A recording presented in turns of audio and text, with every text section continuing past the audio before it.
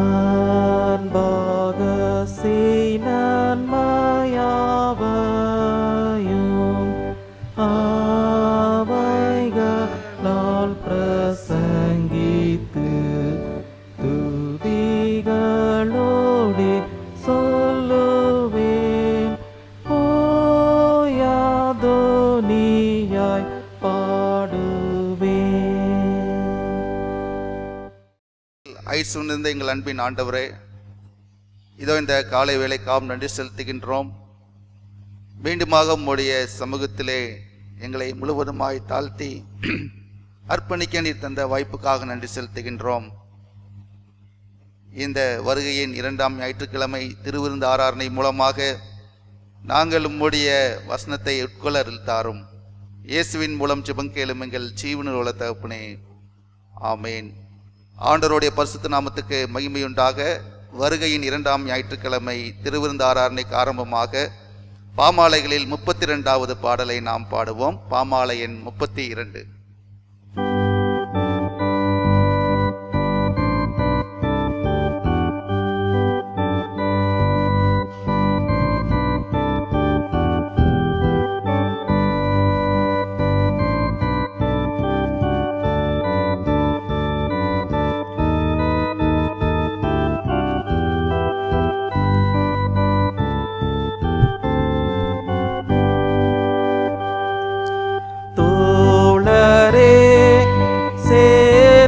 பாருங்கள் தேவனை, புகழ்ந்து பாடுங்கள் சேனையின் தேவன் நல்லவர், தேவன் நல்லவர், தேவன் நல்லவர் என்றல்லேலூயா சொல்லி பாடுங்கள்.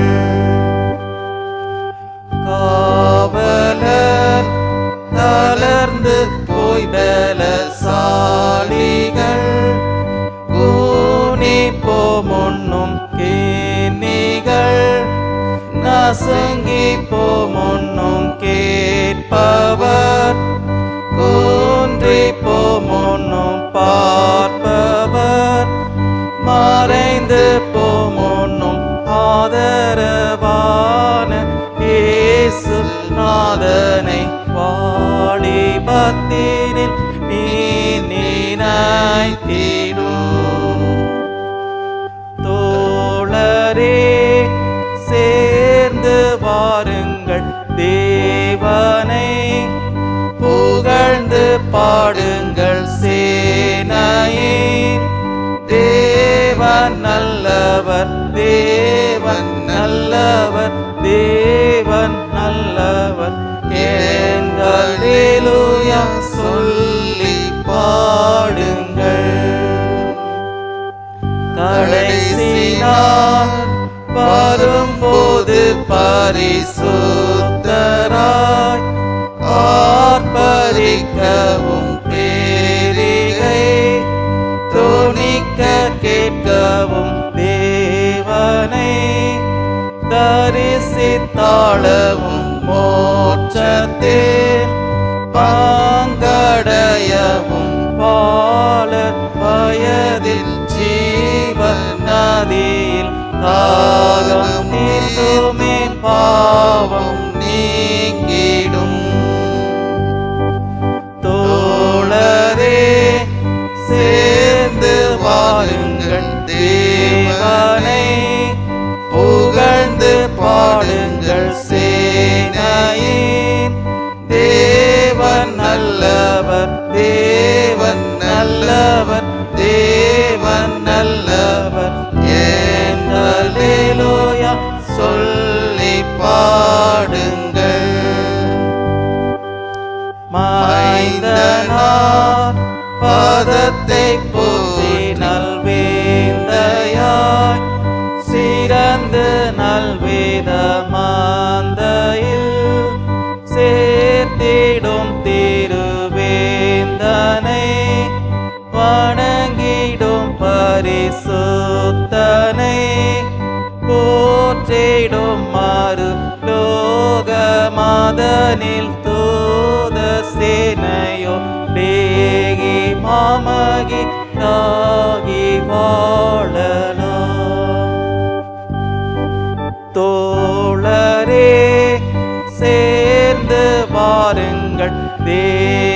தேவனை புகழ்ந்து பாடுங்கள் சேனையின் தேவன் நல்லவர், தேவன் நல்லவர், தேவன் நல்லவர் என்றால் அல்லேலூயா சொல்லி பாடுங்கள்.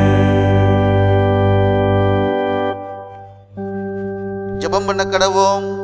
எல்லா இருதயங்களையும் எல்லா விருப்பங்களையும் எல்லா ரகசியங்களையும் அறிந்திருக்கிற சர்வவல்லமையுள்ள கடவுளே, நாங்கள் தேவத்தில் பரிபூர்ணமாய் அன்பு கூறவும் உமது பசுநாமத்தை உத்தமாய் மகிமைப்படுத்தவும் எங்கள் கர்த்தராய கிறிஸ்துவின் பசுத்தாவின் ஏவுதலால் எங்கள் இதயத்தின் சிந்தனையை சுத்தம் பண்ணி அருளும்.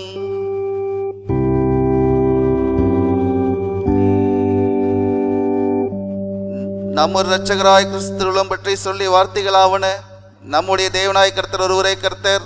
உன் தேவனாய் கர்த்தரிடத்தில் முழு இதயத்தோடும் முழு ஆத்மாவோடும் உன் முழு மனதோடும் உன் முழு பலத்தோடும் அன்பு கூறுவாயாக என்பது பிரதான கற்பனை. இதற்கு ஒப்பாயிருக்க இரண்டாம் கற்பனை என்னவென்றால், உன்னிடத்தில் நீ அன்பு கூறுவோர் போல் பிறனிடத்திலும் அன்பு கூறுவாயாக என்பதே. இவைகளிலும் பெரிய கற்பனை வேறொன்றும் இல்லை என்றார். கர்த்தாவே, எங்களுக்கு இறங்கி இந்த பிரமாணங்கள் எல்லாவற்றையும் எங்களிடத்தில் பயிர்த்தள்ள வேண்டும் என்று வேண்டிக் கொள்ளுகிறோம். வருகையின் இரண்டாம் ஞாயிறுக்குரிய சுருக்க ஜெபம். சகல பரிசுத்த வேத வாக்கியங்களையும் எங்களுக்கு போதனையாக எழுதிவிட்ட கிருபையுள்ள கர்த்தாவே, எங்கள் இரட்சகராகிய இயேசு கிறிஸ்துவின் மூலமாய் தேவரீர் எங்களுக்கு அருளிச் செய்த பாக்கியமுள்ள நித்திய ஜீவ நம்பிக்கையை உமது பரிசுத்த வசனத்தால் உண்டாகும் பொறுமையினாலும் ஆறுதலினாலும் நாங்கள் பற்றி கொண்டு எப்பொழுதும் உதிரியாய் கை கொள்ளும்படி அந்த வாக்கியங்களை நன்றாய் கேட்டு வாசித்து கவனித்து கற்றறிந்து உட்கொள்ள எங்களுக்கு கிருபை செய்தருளும்.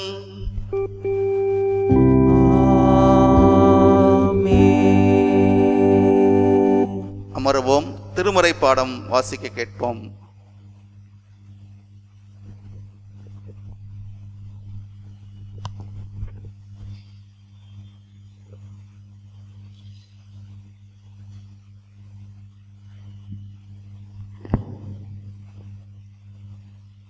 வாசிக்கும்படியாக தெரிந்து கொள்ளப்பட்ட முதலாம் வேத பாடம் ஏசாயா தீர்க்கதரிசியின் புஸ்தகம்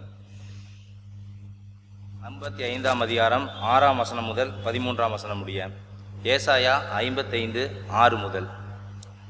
கர்த்தரை கண்டடையத்தக்க சமயத்தில் அவரை தேடுங்கள், அவர் சமீபமாயிருக்கையில் அவரை நோக்கி கூப்பிடுங்கள். துன்மார்க்கன் தன் வழியையும் அக்கிரமக்காரன் தன் நினைவுகளையும் விட்டு கர்த்தரிடத்தில் திரும்ப கடவன், அவர் அவன் மேல் மனதுருகுவார். நம்முடைய தேவனிடத்திற்கே திரும்ப கடவன், அவர் மன்னிக்கதற்கு தயை பெருத்திருக்கிறார். என் நினைவுகள் உங்கள் நினைவுகள் அல்ல, உங்கள் வழிகள் என் வழிகளும் அல்லவென்று கர்த்தர் சொல்லுகிறார். பூமியை பார்க்கிலும் வானங்கள் எப்படி உயர்ந்திருக்கிறதோ அப்படியே உங்கள் வழிகளை பார்க்கிலும் என் வழிகளும் உங்கள் நினைவுகளை பார்க்கிலும் என் நினைவுகளும் உயர்ந்திருக்கிறது. மாரியும் உறைந்த மழையும் வானத்திலிருந்து இறங்கி அவ்விடத்துக்கு திரும்பாமல் பூமியை நனைத்து அதில் முளை கிளம்பி விளையும்படி செய்து விதைக்கிறவனுக்கு விதையையும் புசிக்கிறவனுக்கு ஆகாரத்தையும் கொடுக்கிறது எப்படியோ அப்படியே என் வாயிலிருந்து புறப்படும் வசனமும் இருக்கும். அது வெறுமையாய் என்னிடத்திற்கு திரும்பாமல் அது நான் விரும்புகிறதை செய்து நான் அதை அனுப்பின காரியமாகும்படி வாய்க்கும். நீங்கள் மகிழ்ச்சியாய் புறப்பட்டு சமாதானமாய் கொண்டு போகப்படுவீர்கள். பர்வதங்களும் மலைகளும் உங்களுக்கு முன்பாக கம்பீரமாய் முழங்கி வெளியின் மரங்கள் எல்லாம் கை கொட்டும். முட்செடிக்கு பதிலாக தேவதாரு விருட்சம் முளைக்கும், காஞ்சொரிக்கு பதிலாக மிருது செடி எழும்பும். அது கர்த்தருக்கு கீர்த்தியாகவும் நிர்மூலமாகாத நித்திய அடையாளமாகவும் இருக்கும் என்பதே. வாசிக்கும்படியாக தெரிந்து கொள்ளப்பட்ட முதலாம் வேத பாடம் வாசித்து முடிந்தது.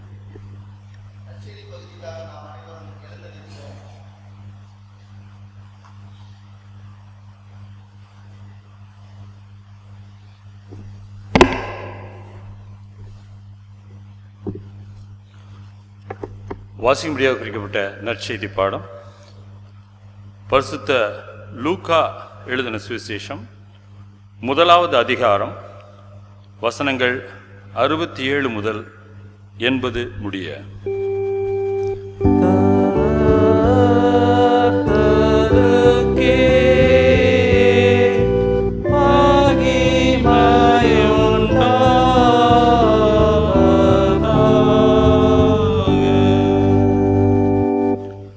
பரிசுத்த லூக்கா 1:67.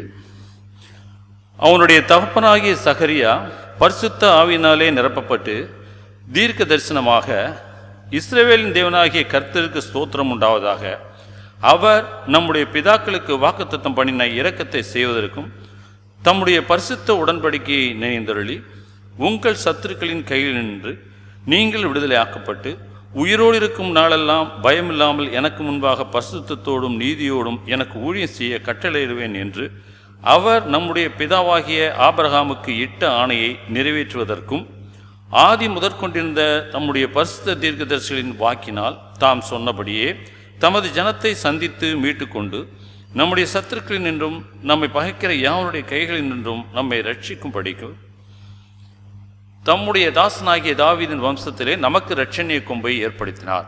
நீயோ பாலகனே, உன்னதமானவருடைய தீர்க்கதரிசி எனப்படுவாய். நீ கர்த்தருக்கு வழிகளை ஆயத்தம் பண்ணவும் நமது தேவனுடைய உருக்கமான இரக்கத்தினாலே அவருடைய ஜனத்துக்கு பாவ மன்னிப்பாகிய ரட்சிப்பை தெரியப்படுத்தவும் அவருக்கு முன்னாக நடந்து போவாய்.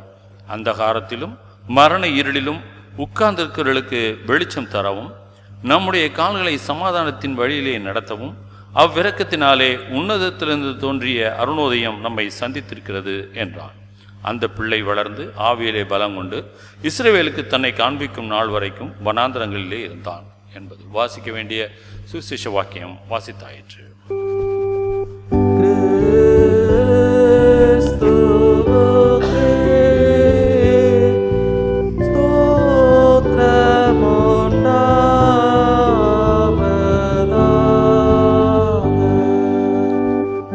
வானத்தையும் பூமியையும் காணப்படுவதான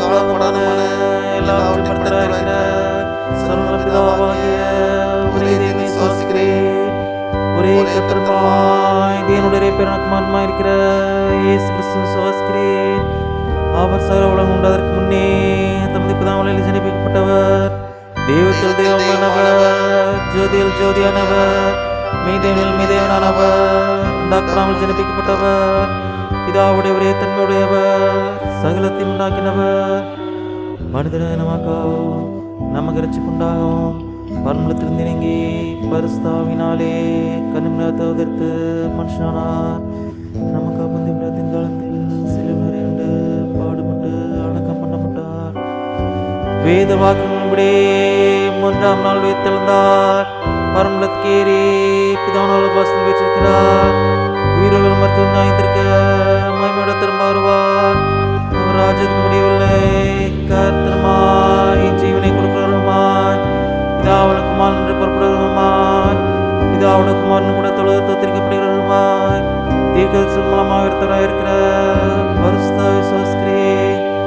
ஒரே பொதுவான அப்போஸ்தல திருச்சபையும் என்று விசுவாசிக்கிறேன். பாவமன்னிப்புக்கு நியமிக்கப்பட்ட ஒரே ஞானஸ்நானத்தை அறிக்கையிடுகிறேன். மரித்தோர் உயிர்த்தெழுதலும் மறுப்பு நிச்சயம் உண்டாகும் என்று காத்திருக்கிறேன்.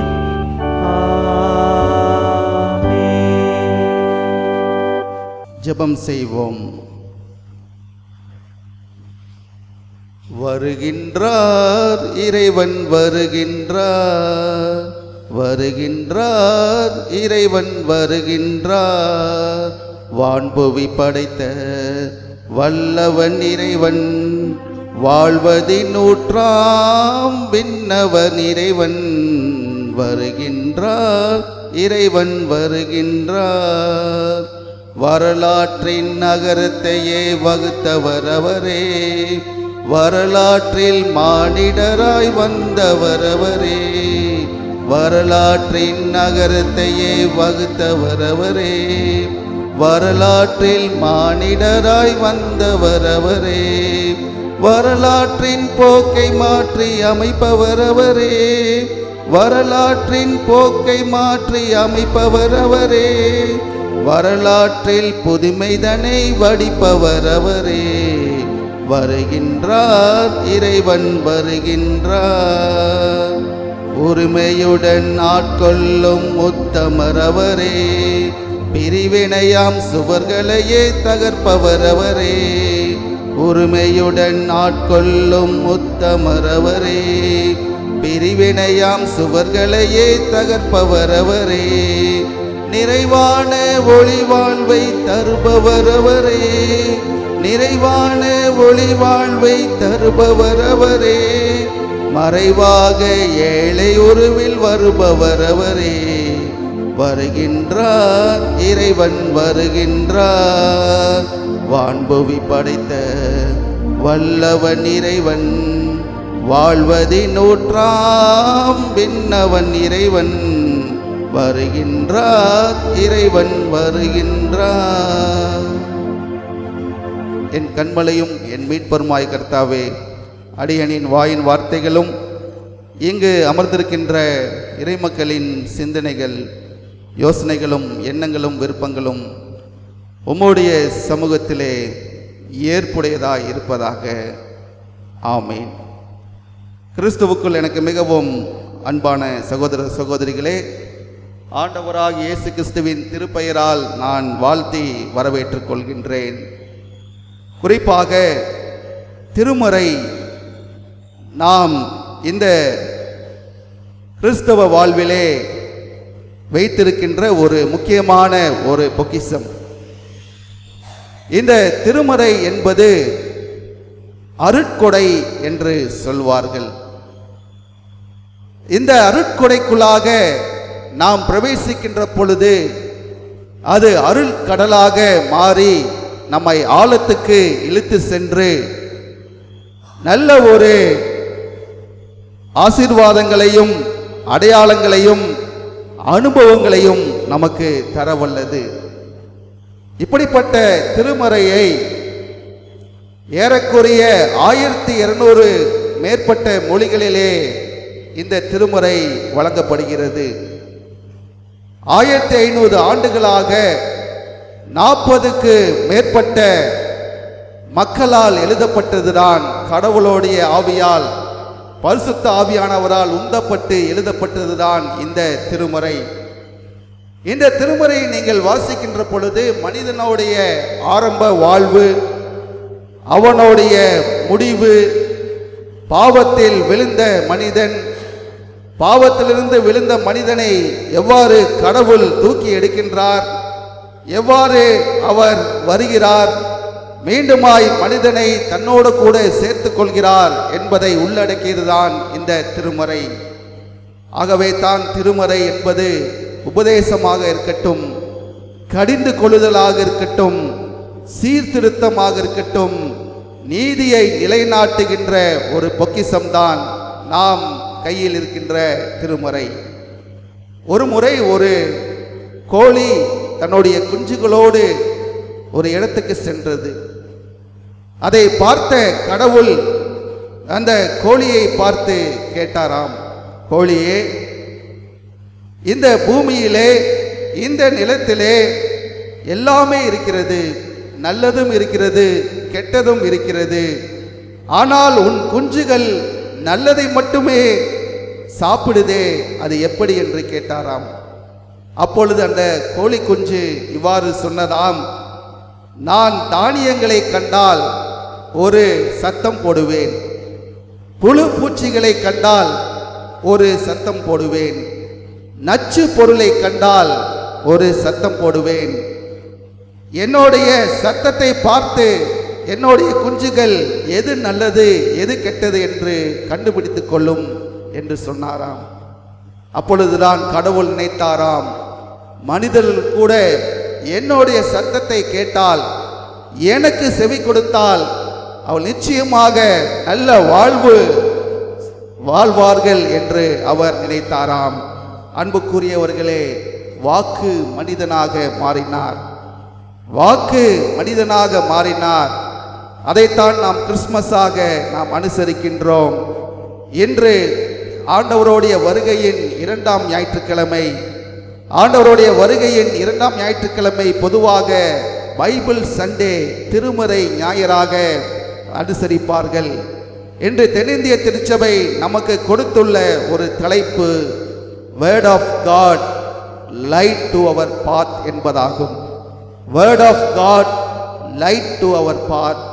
கடவுளின் வார்த்தை பாதைக்கு ஒளி, கடவுளின் வார்த்தை பாதைக்கு ஒளி. இன்று நாம் கடவுளுடைய வார்த்தை எவ்வாறு நம்முடைய பாதைகளை செவ்வைப்படுத்துகிறது, பாதைக்கு ஒளியாக இருக்கிறது என்பதை சிந்திக்க 3 குறிப்புகளை உங்களோட கூட பகிர்ந்து கொள்ள ஆசைப்படுகிறேன். முதலாவதாக, ஆற்றல் அளிக்கும் இறைவன். ஆற்றல் அளிக்கும் இறைவனுடைய வார்த்தை. Word of God gives power என்று சொல்லுவார்கள். Word of God always gives power. வாசி கேட்ட முதலாவது வேத பகுதி ஏசாயா 55ஆம் அதிகாரம் 6 முதல் 13 வசனங்களை எடுத்து வைத்துக் கொள்ளுங்கள். அதற்கு முன்பதாக கடவுளுடைய படைப்பிலே அவர் பேசிய முதல் வார்த்தை என்னது? கடவுளுடைய படைப்பில் அவர் பேசிய முதல் வார்த்தை let there be light. ஒளி உண்டாக கடவுது, வெளிச்சம் உண்டாக கடவுது. அப்படி என்றால் அதற்கு முன்பதாக பூமியானது வெறுமையாகவும் இருளாகவும் காணப்பட்டது. அங்கே வெளிச்சம் தோன்றினவுடன் உயிர் வாழ்வாதாரங்களான மரம், செடி, விலங்குகள், பறவைகள் தோன்றியது. கடவுளால் படைக்கப்பட்டது. வெளிச்சம் உண்டானது முதல் அது இருளுக்கும் வெளிச்சத்துக்கும் இடையே போராட்டம் உண்டானது. இருள் என்பது அழிவுக்கும், வெளிச்சம் என்பது வாழ்வுக்கும் அடையாளமாக சொல்லப்பட்டது. பொதுவாகவே ஒளி என்பது மிக வேகமான ஒரு காரியம். அது வேகமாக செல்லும் ஆற்றல் உடையது. ஒளியோடைய வேகத்தை நீங்கள் கணக்கிட்டால் ஒரு வினாடிக்கு 1,84,000 கிலோமீட்டர் வேகம் செல்லக்கூடியதுதான் அந்த ஒளி. அந்த ஒளியானது எந்த பொருள் மேல் விழுந்ததோ அந்த பொருளோடைய வெளியரங்கம் நாம் காண்போம்.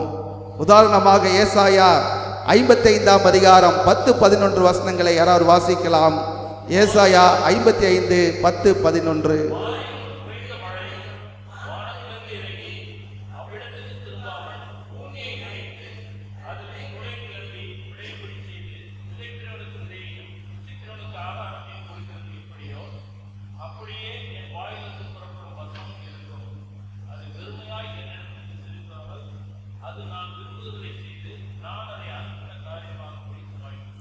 இங்கே வறண்டு போன நிலத்திலே பனி போன்ற மழை நீர் இறங்கி வருகின்ற பொழுது அந்த வறண்ட நிலமானது செழிப்பும் பசுமையாக மாறி நல்ல ஒரு பலன்களை நமக்கு தரும். அதுபோலத்தான் ஆண்டவராய் இயேசு கிறிஸ்துவோடைய வார்த்தை, இறைவனுடைய வார்த்தை மலையைப் போல இறங்கி மனிதர்களுடைய வாழ்வை செழிக்க செய்யுமாம். ஆகவே தான் கடவுளுடைய வார்த்தை ஆற்றல் வாய்ந்தது. அவருடைய வார்த்தை என்றுமே நம்மை ஆற்றுப்படுத்துவதாய் இருக்கின்றது.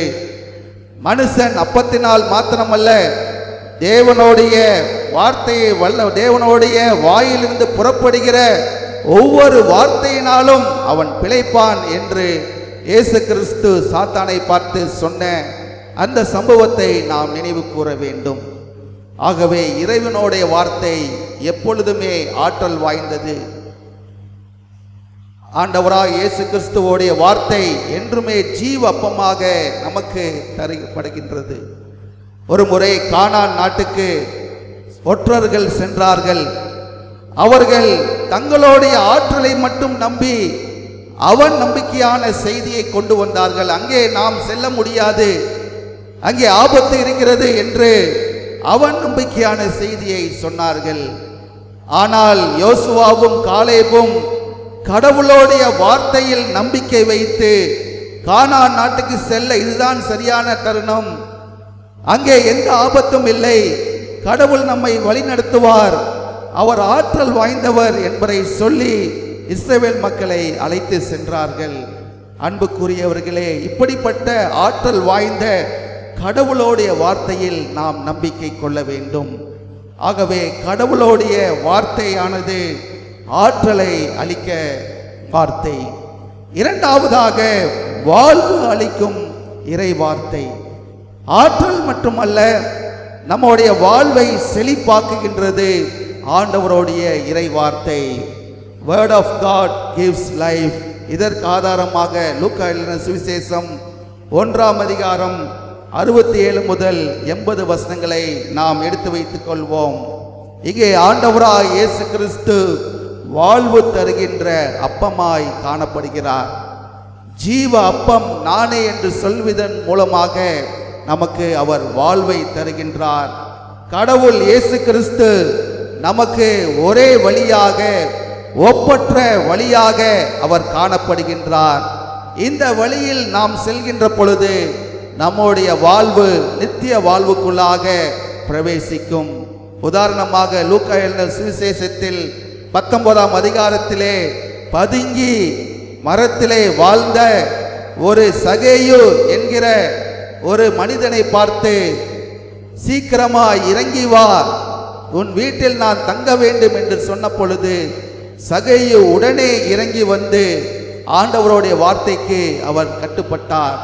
அவருடைய வாழ்வு அங்கே செழிப்பாக மாறினது. தன்னுடைய தவறுகளை திருத்தி அவர் மெய்யான வாழ்வை சகேயு பெற்றான். அடுத்ததாக சவுலாக இருந்த பவுலுடைய வாழ்க்கை ஒரு வித்தியாசமான வாழ்க்கையாக கிறிஸ்தவர்களுக்கு எதிராக காணப்பட்டது.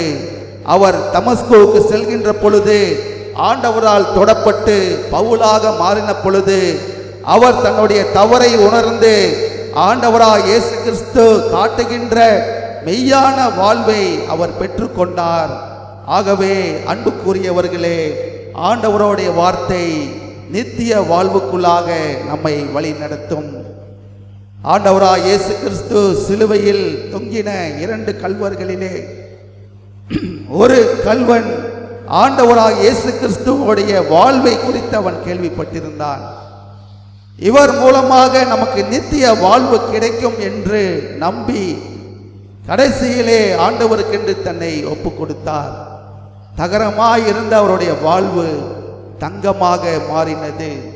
அது மட்டுமல்ல, அவருடைய வாழ்விலே பரதேசிக்கு பங்காளியாக மாறும் அளவுக்கு அவருடைய வாழ்வு கடைசியிலே ஆண்டவருக்கென்று ஒப்பு கொடுத்த பொழுது ஒரு நித்திய வாழ்வை அந்த கல்வர் பெற்றுக்கொண்டார். அதன் மூலமாக நாம் தெரிந்து கொள்வது என்னவென்றால், ஆண்டவர் காட்டின வழியை நாம் பின்பற்றுகின்ற பொழுது, ஆண்டவர் தருகின்ற வாழ்வை நாம் உட்கொள்கின்ற பொழுது அது நிச்சயமாய் நம்மை செழிப்பான பாதைக்கு அழைத்து செல்லும். லூக்கா எழுதின சுவிசேஷம் 1ஆம் அதிகாரம் 78வது வசனத்தை வாசியுங்கள்.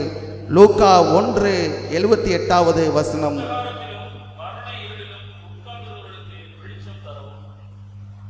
லூக்கா 1:78. அந்தகாரத்திலும் மரண இருளிலும் உட்கார்ந்தவர்களுக்கு வெளிச்சம் தருகின்ற ஒரு வார்த்தை. இங்கே யோவான் ஸ்நானகனுடைய வாழ்விலே இயேசுவுக்காய் வைராக்கியமாய் வாழ்ந்தவர் இந்த யோவான் ஸ்நானகன். அரச கட்டளைக்கு பயப்படாமலும் துணிவோடும் தான் சொல்ல வந்த கருத்துக்களை அவர் துணிவோடு சொன்னவர். அதன் காரணமாக தனக்கு மரணமே ஏற்பட்டாலும் அதை பற்றி சிறிதும் அஞ்சாதவர். அப்படிப்பட்ட யோவான் ஸ்நானகன் ஆண்டவராய் இயேசு கிறிஸ்துவுக்கு வழியை ஆயத்தப்படுத்துகின்ற ஒரு தூதனாக அவர் செயல்பட்டார். ஏசாயா 55:8வது வசனம் சொல்கிறது, கர்த்தர் சொல்கிறார், என் நினைவுகள் உங்கள் நினைவுகள் அல்ல, என் நினைவுகள் உங்கள் நினைவுகள் அல்ல, உங்கள் வழிகள் என் வழிகள் அல்ல. அன்புக்குரியவர்களே, ஆண்டவராக இயேசு கிறிஸ்துவோடைய இறை வார்த்தையானது வாழ்வு அளிக்கின்ற அப்பமாக இருக்கின்றது, ஜீவ அப்பமாக நமக்கு கொடுக்கப்பட்டிருக்கின்றது. ஆகவே திருமறை என்பது நமக்கு ஜீவ அப்பமாக, வாழ்வு தரும் அப்பமாக காணப்படுகிறது. கடைசியாக 3ஆவதாக வழி நடத்தும் இறை வார்த்தை. முதலாவதாக நாம் பார்த்தோம் ஆற்றல் படுத்தும் இறை வார்த்தை, 2ஆவதாக வாழ்வு அளிக்கும் இறை வார்த்தை, 3ஆவதாக வழி நடத்தும் இறை வார்த்தை.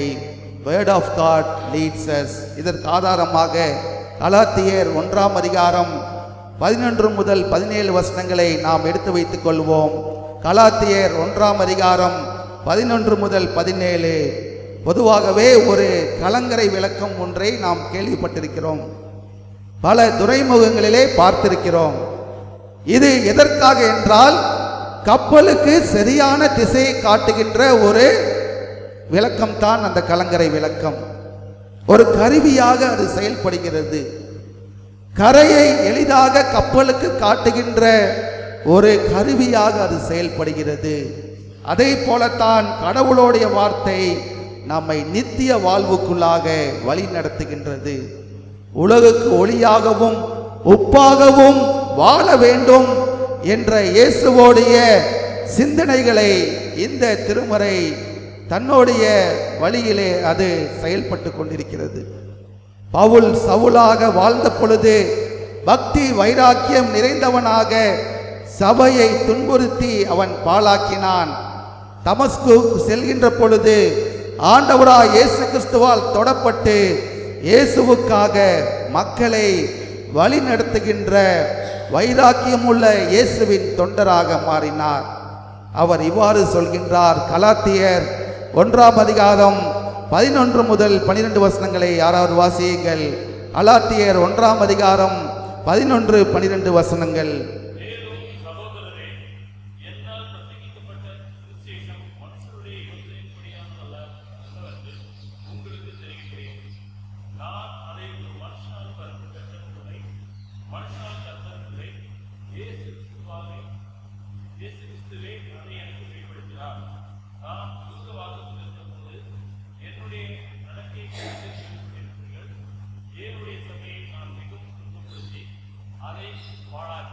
போதும்.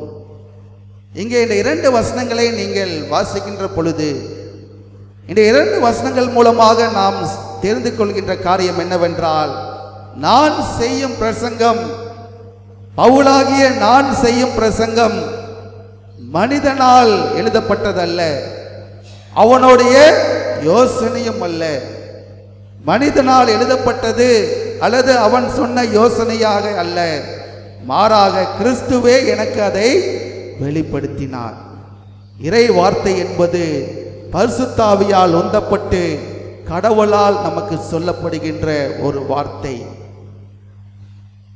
நீர் ஜீவனுள்ள தேவனுடைய குமாரனாய கிறிஸ்து என்று சீமோன் பேதுரு இயேசுவை பார்த்து சொன்ன பொழுது இயேசு கிறிஸ்து மறுமொழியாக அவர் சொல்கிறார், சீமோனே, மாம்சமும் இரத்தமும் இதை உனக்கு வெளிப்படுத்தவில்லை, பரலோகத்தில் இருக்கிற என் பிதா இதை உனக்கு வெளிப்படுத்தினார். அதுதான் இறை வார்த்தை. இறை வார்த்தை என்பது இறைவனால் வெளிப்படுத்தப்பட்ட வார்த்தையாக அது இருக்க வேண்டும். ஒரு முறை ஒரு போதகர் புல்பிட்டிலே ஏறி தன்னுடைய கிழிந்து போன வேதாகமத்தை எடுத்து அதை மக்களை பார்த்து சொன்னார், ஒவ்வொரு 10 ஆண்டு ஒரு முறை இந்த வேதாகமத்தை சேதப்படுத்த வேண்டும் என்று சொன்னார். சபையாருக்கு எல்லாரும் ஆச்சரியம், என்ன இவ்வாறு சொல்கிறார், நம்மளாம் பத்திரமா புதுசா பைபிளை வச்சிருக்கிறோம், ஆனா இவர் என்ன பண்றாரு, கிழிஞ்சு போன பைபிளை காமிச்சு இவ்வாறு ஒவ்வொரு 10 ஆண்டுக்கு ஒரு முறை சேதப்படுத்த வேண்டும் என்று சொல்றாரே என்று ஆச்சரியமாக அவரை பார்த்தார்களாம். அப்பொழுது போதகர் சொன்னாராம், பாவத்தால் சேதமடையாதவன் சேதமடைந்த வேதாகமத்தை பெற்றிருக்கிறான். பாவத்தால் சேதமடையாதவன் சேதமடைந்த வேதாகமத்தை பெற்றிருக்கிறான். நம்முடைய வேதாகமம் படித்து படித்து சேதமடைந்திருந்தால் நம்முடைய வாழ்க்கை பாவத்தினால் சேதமடையவில்லை என்று அர்த்தம். மாறாக நம்முடைய வேதாகமும் அப்படியே புத்தம் புதிதாக இருந்தால் நம்முடைய வாழ்க்கை பாவத்தால் சேதமடைஞ்சது என்று அர்த்தம். ஆகவே நம்முடைய வாழ்க்கையிலே பரிசுத்த வேதாகமத்துக்கு நாம் எவ்வாறு இடம் கொடுக்கின்றோம்? ஒரு வேடிக்கையான ஒரு கதை உண்டு. ஒரு வயதான ஒரு பாட்டி 1 மாசமா தன்னுடைய மூக்கு கண்ணாடியை தொலைத்து விட்டார்.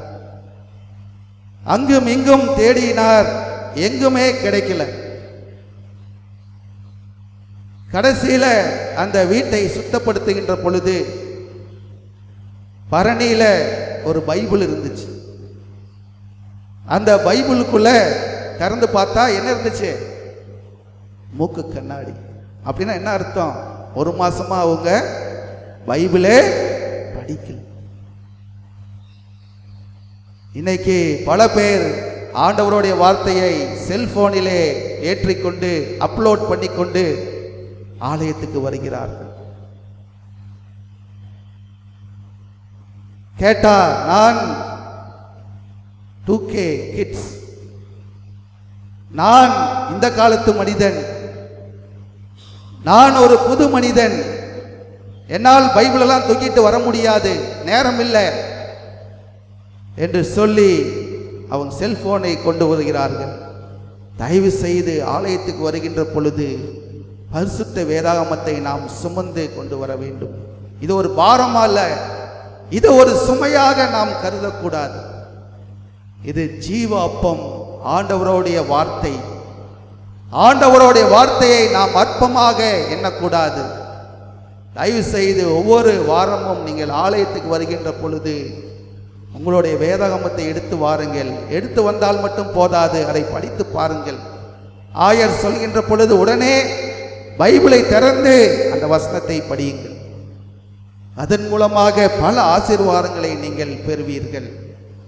மிகவும் விலையேறப்பட்ட இந்த வேதாகமம் நமக்கு சுலபமாக கிடைப்பதால் இதோட அருமை நமக்கு தெரியவில்லை. ஆனால் வேதகம் கிடைக்க கூடாத ஒரு சூழ்நிலையிலே நாம் பணி செய்கின்ற பொழுது, பைபிளை பயன்படுத்த முடியாத ஒரு நிலை ஏற்படுகின்ற பொழுதுதான் இந்த வேதாகமத்தின் அருமையை நாம் உணர முடியும். ஆகவே இப்படிப்பட்ட வேதாகமத்தை நாம் அற்பமாக எண்ணாமல், நாம் ஒவ்வொரு முறையும் நாம் பயணம் செய்கின்ற பொழுது, ஆலயத்துக்கு மட்டுமல்ல எங்கு சென்றாலும் ஒரு சின்ன பைபிளாவது எடுத்துக்கொண்டு செல்ல வேண்டும். அது நம்மை காக்கும், அது ஆற்றல் வாய்ந்தது, நமக்கு வாழ்வு அளிக்கும், நம்மை வழி நடத்தும். தலைகளை தாழ்த்தி நாம் ஜெபம் செய்வோம். எங்களை அதிகமாய் நேசிக்கிற எங்கள் அன்பின் ஆண்டவரே,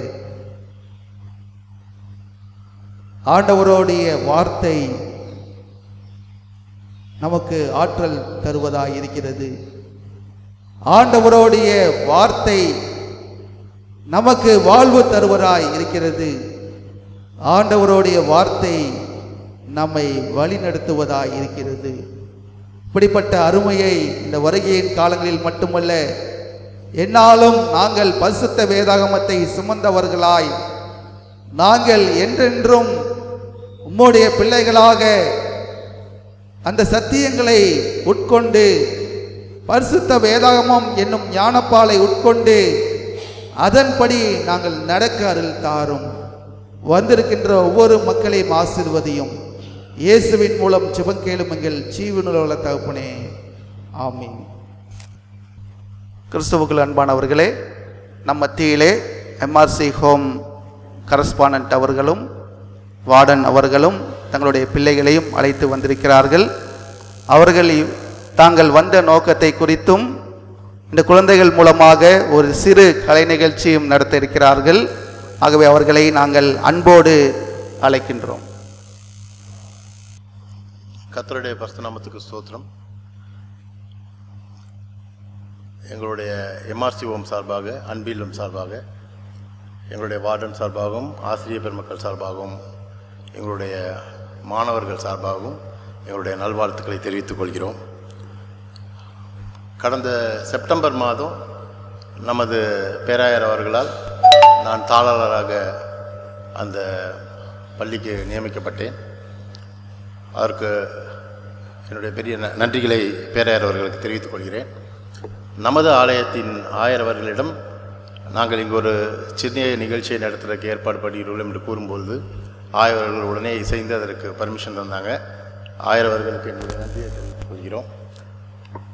செயலர், நமது திருச்சபையின் செயலர் மற்றும் பொருளர் மற்றும் பிசி மெம்பர் அனைவருக்கும் எங்களது இல்லத்தின் சார்பாக நன்றிகளை தெரிவித்துக் கொள்கிறோம்.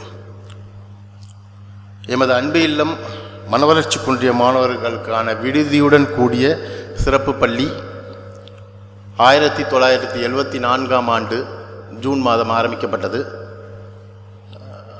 அது தற்போது ஆரம்பிக்கப்பட்ட இடம் நம்ம தூய பேதுரு ஆலயத்தில் இப்போ இருக்கிற ஆயர் இல்லத்தில் கீழ்ப்பகுதியில் தான் முத அதை ஆரம்பித்தாங்க. நம்ம இந்த சமயத்தில் திரு ஞானவாசகம் ஐயா அவர்களையும் முன்னாள் பேராயர் தாளமோன் துரசாமி ஐயா அவர்களையும் நம்ம நிறைவு கூறே ஆக வேண்டும். அவர்களோட சீரிய முயற்சியில் 3 மாணவர்களுடன் இந்த பள்ளியானது ஆரம்பிக்கப்பட்டது. இன்று ஆயிரக்கணக்கான மாணவர்களுக்கு மேல் மன வளர்ச்சி குன்றிய அறிவுசார் கல்வி நம்மளிடம் கற்றுக்கிட்டு இன்றைக்கி இந்த சொசைட்டிக்குள்ளார அந்த மக்கள் பயணிச்சுக்கிட்டு இருக்காங்க. நம் இல்லமானது நம் மாவட்டத்தில் மாற்றுத்திறனாளிகளுக்கு என்று ஆரம்பிக்கப்பட்ட முதல் நிறுவனமாகும். இதில் இலவச உணவு, தொழிற்கல்வி, சிறப்பு கல்வி மற்றும் மருத்துவ உதவிகள் மற்றும் அனைத்து விதமான பயிற்சியும் முழுமையாக சிறப்பு குழந்தைகளுக்கு செய்து வருகிறோம். தற்போது 83 குழந்தைகள் அங்கே இருக்கிறாங்க. அதில் 45 ஆண்களும் 38 பெண்களும் இருக்கிறாங்க. நமக்கு வந்து ஃபண்டிங்கை பொறுத்த வரைக்கும் நம்ம ஆர்கனைசேஷனுக்கு கேஎன்ஹெச்ன்ற ஒரு ஆர்கனைசேஷன் நமக்கு ஃபண்டிங் தருது. அது இப்போ 83 பிள்ளைங்க நம்மள்ட்ட இருக்கிறதுல நமக்கு கொடுக்கறது 55 பிள்ளைங்களுக்கு தருது. 65 பிள்ளைங்களுக்கு இப்போ தந்துக்கிட்டு இருக்கு. இன்னும் சில நாட்களில் அதை இந்த வருடத்தில் நமக்கு 55 பிள்ளைங்களுக்கு தான் தரப்போகுது. மேற்கொண்டு இருக்கிற அந்த ஃபண்டிங்கை கவர்மெண்ட் ஒரு பகுதியும் மற்ற பகுதியை நம்மளை போல சர்வீஸ் மைண்டட் உள்ள பீப்புள்கிட்ட இருந்து அவங்க தர ஸ்பான்சர்ஸ்லையும் தான் நம்மளோட இல்லத்துக்கு பெரு உதவியாக இருக்கிறது. அதான் இன்னும் 2 ஆண்டுகளுக்குள்ளார கேஎன்ஹெச் அவங்களோட ஃபண்டிங் இதை நிறுத்துறதுக்கான சூழல்கள் ஆல்ரெடி ஆரம்பிச்சிருச்சு. அந்த சமயத்தில் நம்ம சுயமாக நம்மளோட இந்த பிள்ளைங்களையும் நம்ம பாதுகாக்கணும், இதை நடத்துறதுக்கான முயற்சிகளையும் நம்ம எடுக்கணுன்றதுக்கு ஒரு கண்ணோட்டத்தில் இப்போ நம்ம சீரிய முயற்சி எடுத்துக்கிட்டு இருக்கோம். இங்கே வந்து 0லேருந்து 6 வயது உள்ள குழந்தைகள் டைரெக்டாக வந்துட்டு ஆரம்ப நிலையில் பயிற்சி அளிக்கிறோம். நம்ம பகல் நேரங்களில் பெற்றோர்கள் அவங்கள அழைச்சிட்டு வந்து நம்மளுக்கு பயிற்சி எடுத்துகிட்டு போகிறாங்க. இது மாதிரி ஒரு 16-20 குழந்தைகள் நம்மள்ட்ட வந்துட்டு போயிட்டுருக்குறாங்க. 8 முதல் 13 வயது வரை உள்ள குழந்தைகளை நம்ம அட்மிட் பண்ணுறோம். முதல்ல நார்மலாக அவங்களோட ஐக்யூ லெவல் பார்த்தீங்க அப்படின்னா 45 to 50% அவங்களோட ஐக்யூ இருக்கும். நம்ம 100% இருக்கிற மாதிரி அவங்களோட ஐக்யூ வெறும் 45 to 50% தான் இருக்கும். 18 வயது வரைக்கும் நம்ம இவங்களுக்கு பயிற்சி அளிக்கிறோம் இங்கே. மேலும் தேவையுள்ள குழந்தைகள் இப்போ நாங்கள் இங்கே டிமாண்ட் என்ன கேட்குறோம் அப்படின்னா, இது மாதிரி தேவையுள்ள குழந்தைகள் உங்களுக்கு நிறையா பேர் தெரியும், நீங்கள் கேள்விப்படுவீங்க. பார்க்கும்போது எங்களை அணுகுங்க. இந்த நாங்கள் சொன்ன இந்த வயசு கேட்டகரியில் இருக்க பிள்ளைங்களை நாங்கள் கேர் எடுத்துக்கிறோம். அதே மாதிரி உங்களோட உதவிகளும் எங்களுக்கு தேவைப்படுகிறது. இப்போது நம்மளோட இல்லத்தில் வந்து புதுசாக மயோபதி சென்டர்ன்றதை ஒன்று ஆரம்பிக்கிறாங்க. இது வந்து இப்போது நம்ம மாவட்டத்தில் மட்டும் இல்லை, தமிழ்நாட்டில் ஒரு நல்ல ஒரு இன்ஸ்டிடியூஷனாக நம்மளோட அன்பு இல்லம் திகழ்கிற காரணத்தினாலையும் நமக்கு ஃபஸ்ட் டைம் நமக்கு வந்து ஆஃப்டர் திருநெல்வேலி நமக்கு இப்போ வந்து மயோபதி கேர் சென்டர்னு ஒன்று கொடுக்குறோம். மயோபதின்றது என்ன அப்படின்னா ஸ்கின் ஷ்ரிங்கேஜஸ் அதுக்கான ஒரு ட்ரீட்மெண்ட் சென்டர் இது. இங்கே வந்து பார்த்திங்கன்னா இது ஆரம்பத்தில் 6-7 வயதுக்கு மேலே தான் இந்த நோய் அறிகுறி இந்த பிள்ளைங்களால் பார்க்க முடியும். இவங்க பேரண்ட்ஸ்க்கே கண்டுபிடிக்க முடியாது, அதுவரை கண்டுபிடிக்க முடியாது. அப்படியே கண்டுபிடிச்சாலுமே அந்த பிள்ளைங்களோட ஆவரேஜ் ஏஜ் வந்து 19, average age recorded age 19 years தான் அந்த பிள்ளைங்களுக்கு அந்த ஷ்ரிங்கேஜ் நோய், அந்த மயோபதி நோய் வந்தது. இவங்களுக்கான ட்ரீட்மெண்ட் சென்டர் கவர்மெண்ட் இப்போ வந்து நம்மளுக்கு கொடுத்துருக்கு. கவர்மெண்ட் கொடுத்ததுக்கான காரணங்கள் நம்ம சிறப்பாக எம்ஆரில் இயங்குறோன்ற ஒரே காரணத்தினால தான் கவர்மெண்ட் நம்ம கொடுத்துருக்கு. இப்போது கவர்மெண்ட் அதுக்கான மெஷினரிஸும் நம்மளுக்கு கொடுத்துருச்சு. நியர்லி ஒரு 15 to 20 lakhs ருபீஸ்க்கான மெஷினரிஸ் கொடுத்துருக்கு. இதோட பர்பஸ் என்னென்னா, இந்த தசை சிதைவு நோயின்னு தமிழில் சொல்கிறோம். அதை அவங்கள அதுக்கான எக்ஸசைசஸை கொடுத்து அவங்களோட லைஃப்பை ப்ரொலாங் பண்ணுறது தான் இந்த ஸ்கீமோட கவர்மெண்ட்டோட இந்த ப்ராஜெக்டோட ஒரு இது. நம்ம அதில் சிறப்பாக இயங்குவோம்ன்ற நம்புகிறோம். இப்போ 3 ஃபிசியோதெரபிஸ்ட் நம்ம அப்பாயின்ட் பண்ணியிருக்கோம். அதுக்குன்னு நம்ம இல்லத்தில் ஆல்ரெடி 30 ஸ்டாஃப்ஸ் இருக்கிறாங்க, 20-30 ஸ்டாஃப்ஸ்கிட்ட இருக்கிறாங்க. இப்போது நம்ம வந்து மயோபதி சென்டர் ஆரம்பிக்கும்போது நம்மளோட இருக்கிற வளாகத்தில் நம்மளுக்கான இடம் போதுமான கட்டட வசதி நம்மள்ட்ட கிடையாது. ஏற்கனவே இருக்கிற இன்டர்வென்ஷன் சென்டர் மற்ற இதெல்லாம் சேர்த்து தான் நம்ம இதை பண்ணுறோம். இப்போ அந்த கட்டட ஒரு 3000 ஸ்கொயர் ஃபீட்டில் ஒரு பில்டிங்க்கான பணிகள் ஆரம்பிச்சிருக்கோம். இருக்கிற எக்ஸிஸ்டிங் பில்டிங்கை இந்த மயோபதி சென்டருக்காக ரெனோவேட் பண்ணிக்கிட்டு இருக்கோம். அதுக்காக நண்பர்களை அணுகணும். இப்போ தொடர்ந்து நண்பர்களை நாங்கள் பார்த்துக்கிட்டு இருக்கோம். இந்த கடந்த ஒரு மாத காலத்தில் நியர்லி ஒரு 5 lakhsக்கு மேலே மேனேஜ் பண்ணிருக்கோம் for the infrastructure. Regarding Christmas celebrations நான் உங்களை போல் இருக்கிற நண்பர்களை நாங்கள் பார்க்குறோம், சர்ச்சஸில் கேட்குறோம். இந்த மக்களுக்கு உதவுமாறு அன்போடு கேட்டுக்கொள்கிறேன். இந்த வாய்ப்பளித்த ஆயர் அவர்களுக்கும் மற்றும் பிசி செயலர் பொறுமையாக கேட்ட கான்கிரிகேஷனுக்கும் எங்களோட நன்றிகளை அன்பிலும் சார்பாக தெரிவித்துக் கொள்கிறோம். நன்றி. எங்களோட பிள்ளைகள் சின்ன கலை நிகழ்ச்சி பண்ணுவாங்க, பார்த்து அவங்கள கொஞ்சம் ஊக்குவிக்கிற மாதிரி அன்போடு கேட்டுக்கொள்கிறோம். தேங்க்யூ.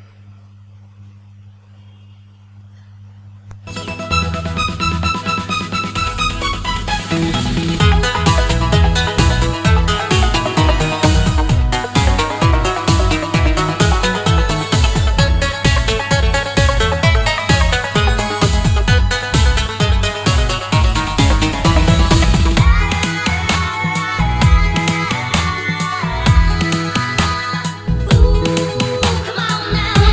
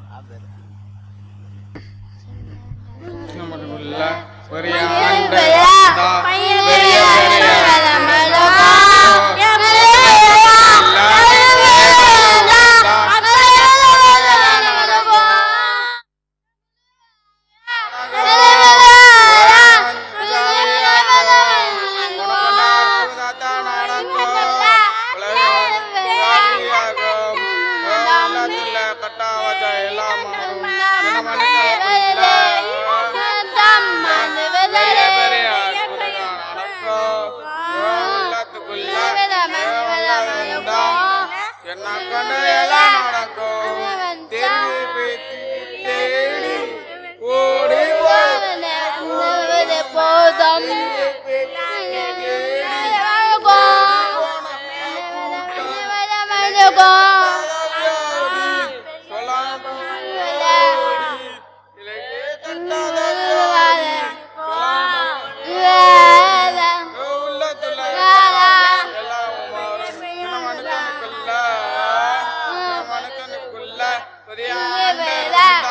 பெரிய பெரிய அற்புதம் நடக்கும் உள்ளத்துக்குள்ள என்ன கொண்டு எல்லாம் பெரிய பார்த்து பார்த்து பார்த்து பார்த்து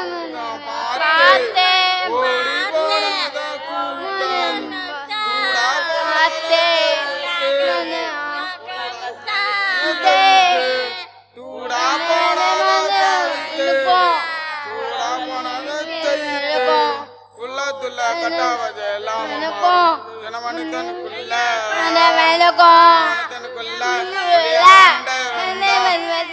பெரிய உள்ளத்துக்குள்ள வல்லவந்தா என்ன கொண்டே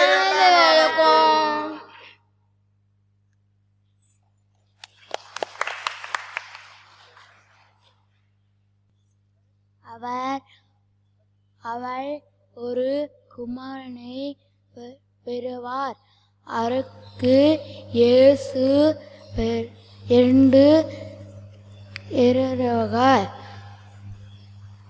மத்தேயு 1:21.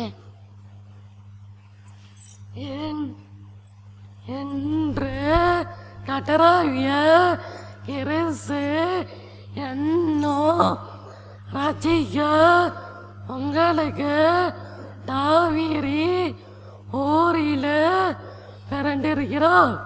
லூக்கா 2:11. நமக்கு ஒரு பாலரன் பிறந்தார், நமக்கு ஒரு குமாரன் கொடுக்கப்பட்டார். கர்த்தத்துவம் தோலைமை இருக்கும், அவர் நாமம் அச்சியமானவர், அழகர் கத்த வல்லமுள்ள தேவன், இந்திய பிதா, சமான பிரபு எனப்படும். எத்தனை 36. ஆண்டவராக இயேசு கிறிஸ்துவின் திருப்பெயரால் நான் வாழ்த்தை வரவேற்றுக் கொள்கின்றேன். இந்த வாரத்துக்குரிய அறிவிப்புகள். இன்று நம்முடைய அழைப்பை ஏற்று எம்ஆர்சி சில்ட்ரன்ஸுக்காக அவர்கள் கிறிஸ்துமஸ் மற்றும் புத்தாண்டை சிறப்பாக அனுசரிக்க வேண்டும் என்ற உயரிய நோக்கத்தோடு வந்து அதன் தேவைகளை சொல்லி அதோடு கூட அவர்கள் பிள்ளைகள் மூலமாக அவர்கள் தாழ்ந்தங்களையும் திறமைகளையும் நாம் கண்டோம். ஆண்டவராக இயேசு கிறிஸ்து சொன்ன வார்த்தை, சிறு பிள்ளைகள் என்னிடத்தில் வருகிறதற்கு இடம் கொடுங்கள், அவர்களை தடை செய்யாதவர்கள் இறையரசு பரலோக ராஜ்யம் அப்படிப்பட்டவர்கள் என்று சொன்னார். நாம் தான் முன்வந்து இவர்களை காக்க வேண்டும். குறிப்பாக இந்த கொரோனா காலங்களிலே அவர்கள் பல ஸ்பான்சர்ஸ் இல்லாமல் கஷ்டப்படுவதை நான் உணர்ந்து பார்த்து, இந்த கிறிஸ்துமஸ் வெறுமையாக அவர்கள் இல்லாமல் மன மகிழ்ச்சியோடு போன வருடத்தை போல இந்த வருடமும் சிறப்பாக அனுசரிக்க வேண்டும் என்ற நோக்கத்தோடு அவர்கள் சொன்ன காரியங்களுக்காக நாம் ஜெபம் செய்து ஆண்டவருக்காக ஆண்டவருடைய நாமத்தை மகிமைப்படுத்தும் பொருட்டு நம்மால் முடிந்த உதவிகளை செய்வோம். இந்த நிகழ்ச்சியை ஏற்பாடு செய்த இந்த கோவின் தாளர், வார்டன் மற்றும் ஆசிரியர்களுக்கு மனமார்ந்த நன்றிகளை நாங்கள் தெரிவித்துக் கொள்கின்றோம். 2 வாசல்களிலும் ஆராதனை முடிந்தவுடன் அவர்கள் நிற்பார்கள். உங்களால் முடிந்த நன்கொடைகளை கொடுக்கும்படி உங்களை அன்போடு கேட்கிறோம்.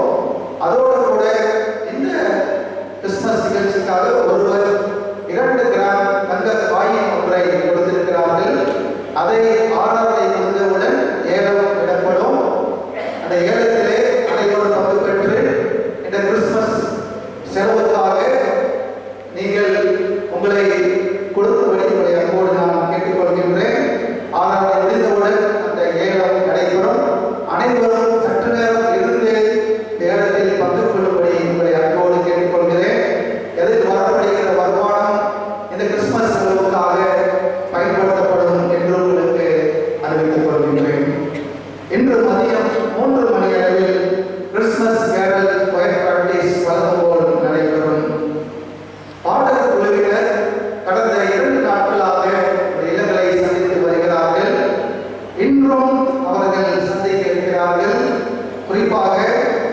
மாதாக்கோட்டை ரோடு, மகாலட்சுமி நகர், காவேரி நகர், ராஜலிங்க நகர், ராஜாலியர் நகர், தோமையம்மாள் நகர், புதுக்கோட்டை ரோடு, முத்து நகர், புதிய நியூ ஹவுசிங் யூனிட், ஸ்டார் நகர், நிர்மலா நகர் ஆகிய இல்லங்களை இன்று சந்திக்க இருக்கிறார்கள். வருகிற புதன்கிழமை 9ஆம் தேதி அருகாம்பரம் நகர், ரயில்வே காலனி, ராஜப்பா நகர், கண்ணன் நகர், டிபிஎஸ் நகர், பாலாஜி நகர், அண்ணாவாரி ஆகிய இல்லங்களை சந்திக்க இருக்கிறார்கள். வருகிற வெள்ளிக்கிழமை கணபதி நகர், காந்தி வீடு, துவாரகா நகர், அண்ணாமலை நகர், பொன்னகர் வாரி, எல்ஐசி காலனி, ஜே நகர் ஆகிய இல்லங்களை சந்திக்க இருக்கிறார்கள். ஆகவே அவர்களை வரவேற்று கிறிஸ்துமஸ் மற்றும் புத்தாண்டு வாழ்த்துக்களை சொல்ல இருக்கிறார்கள் என்பதை நான் அறிவித்துக் கொள்கின்றேன். வருகின்ற வெள்ளிக்கிழமை 11/12/2020 மாலை 6:30 மணிக்கு திறப்பின் வாசல் நடைபெறும். வருகின்ற ஞாயிற்றுக்கிழமை 13/12/2020 வருகையில் 3ஆம் ஞாயிற்றுக்கிழமையாக இருப்பதால் காலை 7 மணிக்கு திருவிருந்து ஆராதனை ஆங்கிலத்திலும், காலை 9 மணிக்கு கிறிஸ்துமஸ் குடும்ப பாடல் ஆராதனையாக நடைபெறும். ஏற்கனவே அறிவித்துள்ளபடி இந்த குடும்ப பாடல் ஆராதனையில் கலந்து கொள்ள விருப்பம் உள்ளவர்கள் உங்களுடைய பெயர்களை என்னிடமோ சேகரிடமோ இந்த ஆராதனை முடிந்தவுடன் கொடுக்கும்படி உங்களை அன்போடு கேட்டுக்கொள்கின்றேன். அப்படி மறந்தால் இந்த வாரத்திலே என்னுடைய வாட்ஸ்அப் நம்பருக்கு நீங்கள் செய்தியை அனுப்பினால் நான் அதை குறித்துக் கொள்வேன். ஆகவே இதை நீங்கள் அறிந்து கொள்ளும்படி உங்களை அன்போடு நான் கேட்டுக்கொள்கின்றேன்.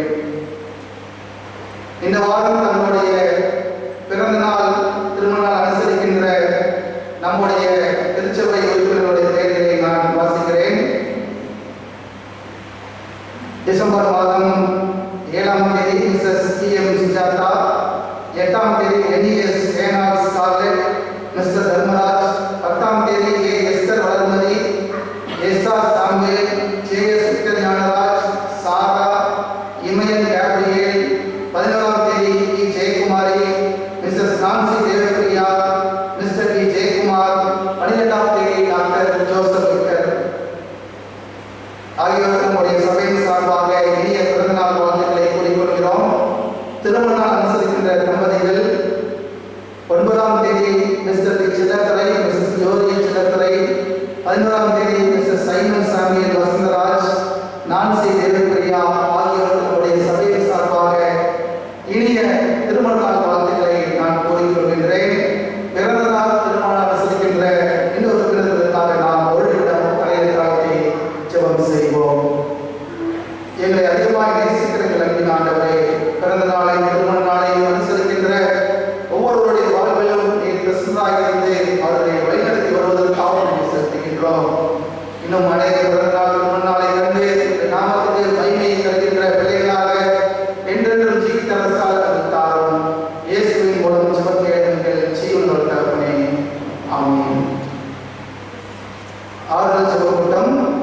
நம்முடைய உறுப்பினர் திரு ரவிச்சந்திரன் அவருடைய மகள் ரேசி பிரபு கடந்த மாதம் கர்த்தருக்குள் நின்றையடைந்தார் என்று உங்களுக்கு அனைவருக்கும் தெரியும். அவர்கள் நினைவாக ஆறுதல் ஜெப கூட்டம் ஒன்று ஏற்பாடு செய்திருக்கிறார்கள்.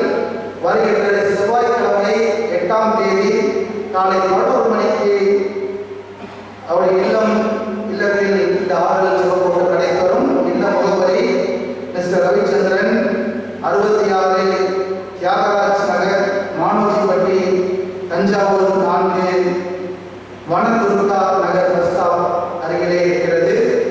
அலைபேசி 9843526992 என்று நாங்கள் உங்களுக்கு அறிவித்துக் கொள்கின்றோம்.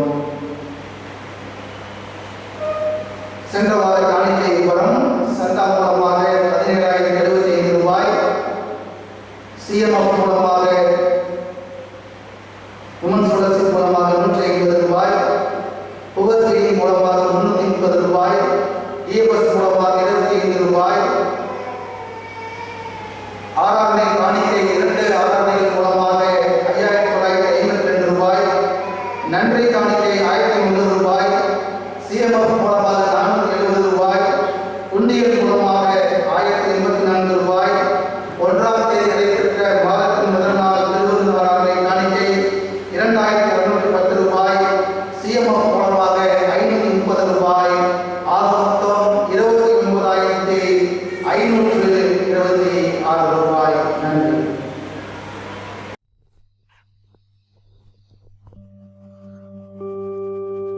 பண்ண கடவோம்.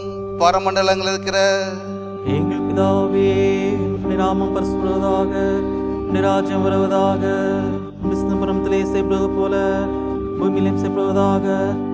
அந்த லாபத்தை எங்களுக்கு தாரும். எங்களுக்கு விரதமாக மன்னிக்கிறது போல எங்களுக்கு குற்றங்கள் மன்னியும். எங்களை சோழர்கள் பிரேசும் நாமல் தீமை நசித்துக்கொள்ளும். ராஜ்யம் வல்லமை மகிமை நினைக்கும் நிவைகளே.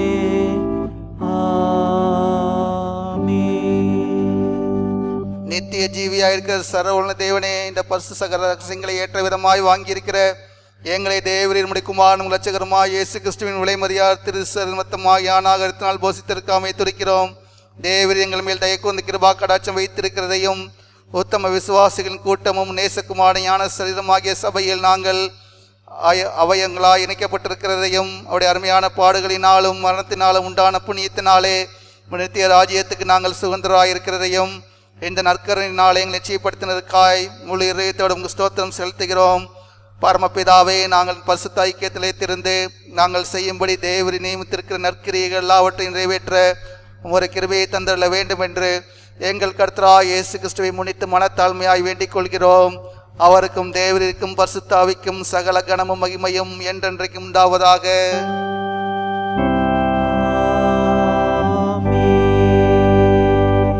உன்னதத்தில் இருக்கிற தேவனுக்கு மகிமையும் பூமியிலே சமாதானமும் மனுஷர் மேல் பிரியமும் உண்டாவதாக. கர்த்தரே பரம ராஜாவே, சர்வத்துக்குள்ள பிதாவாகிய தேவனே, உம்மை துதிக்கிறோம், உம்மை புகழுகிறோம், உம்மை வணங்குகிறோம், மகிமைப்படுத்துகிறோம்.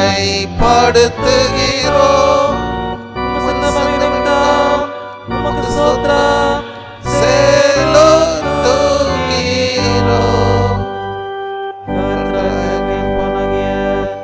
இயேசு கிறிஸ்துவே, தாவீதின் சுதனே,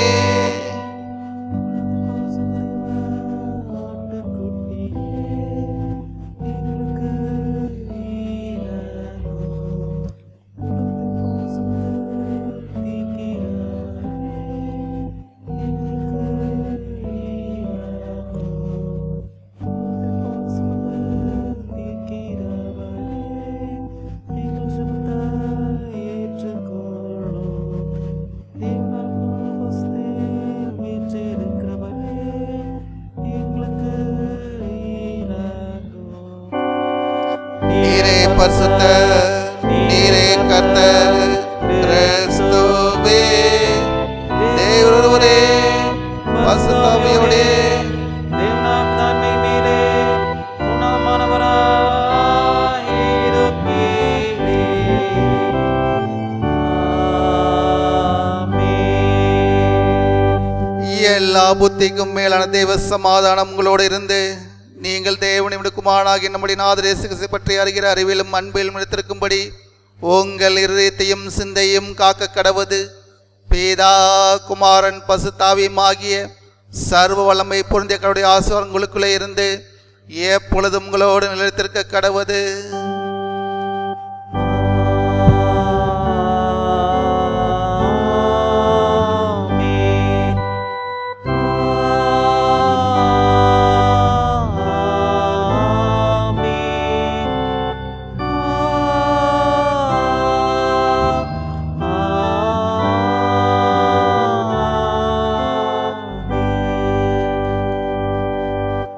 இந்த ஆராதனை நிறைவாக பாமாலைகளில் 35 பாடுவோம். பாமாலை எண் 35.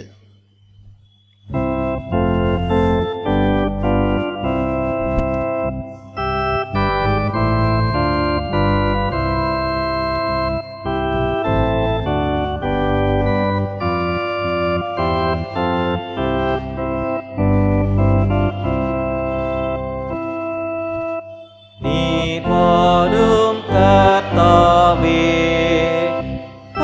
காலம் சென்று போ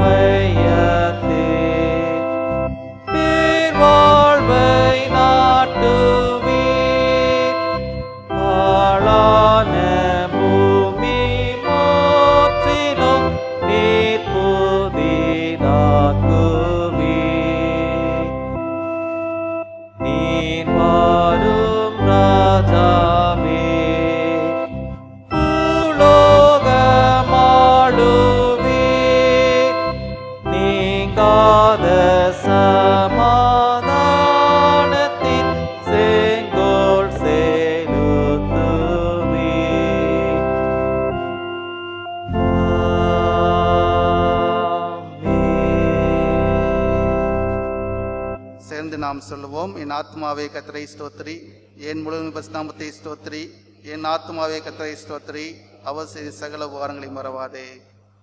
கர்த்தரங்களோடு இருப்பாராக. தேவ சமாதானத்தோடு நாம் சென்று வர கடவோம்.